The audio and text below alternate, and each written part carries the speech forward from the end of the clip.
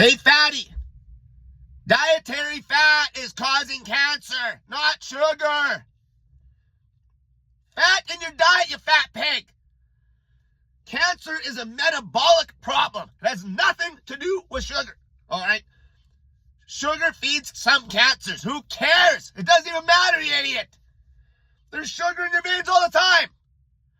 If sugar was the problem, people would have a bunch of tumors when they're like 1 year old. It's bullshit. Okay, I even bought into this. The problem is your metabolism shit. You're a fat pig because you eat too much fat. Look at who develops cancer in most cases. People that are aging that are fat asses. Because why? They're eating too much fat in their diet. The fat blunts out your body's ability to take up the sugar. So your energy's shit. You're an ass dragger. Now that your energy's shit because you eat too much fat and you're a fat ass and you're scared of sugar, your metabolism is broken, it's slow, and your body cannot kill the mutated cells like it did years ago, even though you're eating a bad diet. That's why you see it time and time again. Fat people, they either were fat or they used to be fat. That's when they start developing cancer. But that's because they wouldn't have an issue if they just cut the fat out of the diet and ran a low-fat diet with carbs and had energy. Energy kills cancer, dummy. Energy kills cancer. People are so worried about treating the symptom, they don't see the root cause. Energy will destroy the cancer cells. Okay? Don't get me wrong. If somebody's doing chemo or something, fasting will make the good cells hunker down, and then the fasting will create a situation where the good cells won't get killed as easy by the chemo, and then the chemo will kill the cancerous cells easier. Okay, there's times where you can use a strict ketogenic diet, but in most cases, people just need to cut the fat out of their damn diet. Don't be afraid of sugar. Who cares if sugar feeds some cancers? It doesn't mean anything. It doesn't mean a goddamn thing. The reason people can't beat the problem is because they got no damn energy. They have no energy. I get this is an extremely unpopular opinion. Okay? But you're talking to a guy that was an expert in coaching people with a strict ketogenic diet. Me. And there's been times in the past where I had people, I had a guy specifically a long time ago. Obviously, he went down a rabbit hole on fasting and ketogenic diets. So he came to me just to learn how to do the diet properly. And now, this guy was like stage 4 lung cancer. Already skinny as a rail. Already been cut up. If I had to redo that now, and he came to me, I'd have been like, no, I'm not going to coach you on a strict ketogenic diet. You need to cut fat out of your damn diet and crank the carbs through the roof and get energy. Because that was always what he was complaining about, having no energy. Energy is more important than worrying about sugar feeding cancer. Who cares? It doesn't matter. Sugar feeds every cell in the body. Energy. This is why you can see it. As people age and they're fat asses, they develop the tumors because their body is not killing the mutated cells like it used to. Because that diet has caught up with them, essentially. That high-fat diet. You knock the fat out of the diet, idiot. That makes your body take up the glucose easy. Then you have crazy energy and you give your body a fighting chance to actually kill cancer cells. Fasting itself's not the same as drenching the body in fat on a ketogenic diet.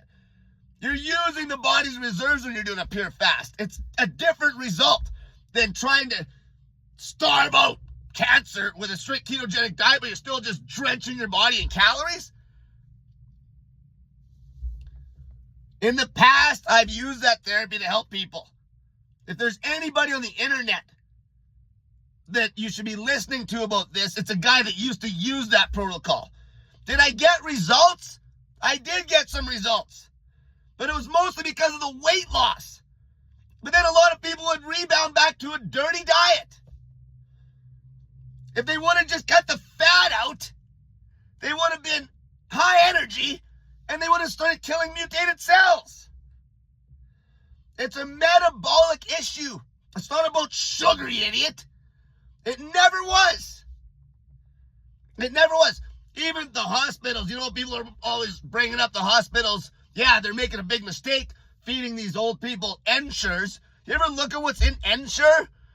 All those people think about, oh, there's sugar in Ensure. It's full of fat, you idiot. It's full of fat. These people that are in the hospital with cancer, they're getting fed the fat. Their metabolism is not getting revved back up. This is what happens to you over time. You're born, you start doing the bad diet with way too much fat, and then it catches up to you. You start gaining weight, then you develop tumors, you have no energy to fight back because you won't yank the fat out of your diet. You're insulin resistant, you have no glucose tolerance. Dietary fat is what's causing cancer at crazy rates in North America and the rest of the world. Okay, if sugar and carbs was the problem, why were the cancer rates rock bottom forever when people were still eating a low-fat, high-carb diet? You cut the fat out of your diet, it'll change your life, dummy. Don't worry about the damn sugar. That's idiocy. Okay, I'm telling you this from a guy that was completely bought in to sugar was the problem. It's not. It's the fat bastardizing your metabolism, and over time your body just can't keep up. Then those mutated cells turn into a mass. That's it. Now there's going to be people that'll bring up, what about the skinny guy that gets cancer? There's always a story.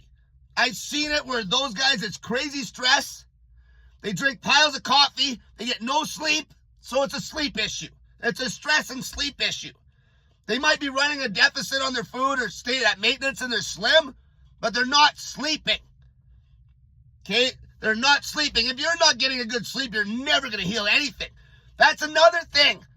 Cut the fat out of the damn diet. Way more energy you get on a proper circadian rhythm, then your sleep gets on point. A low-fat diet. A low-fat diet. If somebody is dealing with cancer, is going to be the first protocol that person should be doing. Period. Period. Okay, if they're a super fat pig, they could bust out a good long fast on snake juice and then get right on the low-fat diet. Low fat, you knock the fat right out. Lean meat, vegetables, carbs. Fat-free carbs, not Ensure that's full of fat. Fat is the problem, dummies. Fat. I'm probably the only person even bringing this up at this point on internet. You're developing cancer because your metabolism's working like shit because you eat too much fat. And the side effect usually is you're a fat ass. Energy is king, you fat pig. A low-fat diet where you're knocking the fat right out other than what's in lean meat is going to give you the most energy. Low-fat with the carbs. That's a fact, period. And that being said, that diet's going to lead to the most weight loss. And weight loss, cancer don't like weight loss. Okay, that's going to crank your metabolism up. Cancer don't like a fast metabolism. The sugar doesn't mean shit. Okay, who cares? There's sugar in your veins all the time. That's not the issue. The issue is you're blunting out your body's ability to take up sugar with a damn fat in your diet, you idiot. Until next time, cut the fat on your diet, fatty.